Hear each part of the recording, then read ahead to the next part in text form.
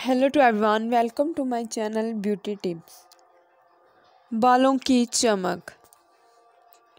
बाल शख्सियत का अहम तरीन हिस्सा है। अगर बालों की चमक मायनत पड़ जाए तो इसका असर नुमाया नज़र आता है। रूखे बाल बनी बनाई शख्सियत को ख़राब कर देते हैं। बालों में चमक पैदा करने के लिए सिरके से बेहतर कोई शय नहीं। सफ़ेद सिरके हल्के रंग के बालों और रंगदार सिरका स्याह और गहरे भूरों बालों के लिए बेहतर है। इन घरेलू नुस्खों से न सिर्फ बालों की कुदरती चमक बरकरार रहती है बल्कि बाल सेहतमंद और मजबूत भी होते हैं। अगर आपके बाल बारीक हैं,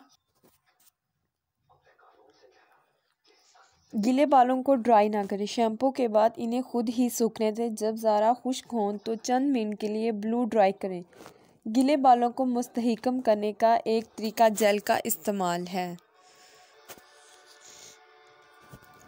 शैम्पू के बाद बाल तौलिए से खुश्क करें। अब जेल लगाकर ब्रश करें और सूखने दें। अगर आपके बाल सुर्खी मुलायम है तो शैम्पू के बाद चाय के पानी के साथ धोने से